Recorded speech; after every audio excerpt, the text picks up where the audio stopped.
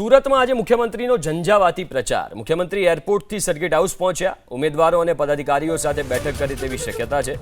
સુરતમાં આજે મુખ્યમંત્રીની બે સ્થળે જાહેર સભા છે। પહેલા વરાછા અને ત્યારબાદ કતારગામમાં સભા ગજવશે। પાટીદારોના ગઢમાં મુખ્યમંત્રી પ્રચાર કરશે। આ વખતે 120માંથી 120 બેઠક જીતવાનો ભાજપે નિર્ધાર કર્યો છે। ગઈ ચૂંટણીમાં આમ આદમી પાર્ટીને 27 બેઠક મળી હતી।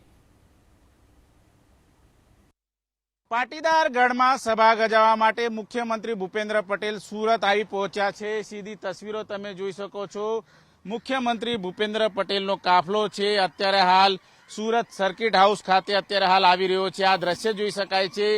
એક બાદ એક પોલીસનો કાફલો અહીંથી પસાર થઈ રહ્યો છે। ત્યારે મુખ્યમંત્રી ભૂપેન્દ્ર પટેલ છે આ કારમાં સવાર અત્યારે હાલ મળી રહ્યા છે અને તેઓ સુરત પહોંચીને તમામ જે ઉમેદવાર છે એ ઉમેદવારને જે પ્રમાણે અત્યારે હાલ મળનાર છે અને જોઈ શકાય છે અત્યારે હાલ પોલીસનો કાફલો છે એ અત્યારે હાલ જોવા મળી રહ્યો। બીજી તરફ સુરત ઓફિસર જીમખાના છે ત્યાં અત્યારે હાલ ભૂપેન્દ્ર પટેલનું હાર્દિક સ્વાગતના બોર્ડ બેનર પણ લાગ્યા છે। પરંતુ જે રીતની તસવીરો આપ જોઈ શકો છો એક બાદ એક તમામ જે કાફલો છે અત્યારે હાલ જોવા મળી રહ્યો છે। ત્યારે સુરત શહેરમાં મહત્વપૂર્ણ બેઠક મળે તેવી સંભાવનાઓ છે એ અત્યારે હાલ જોવા મળી રહી છે।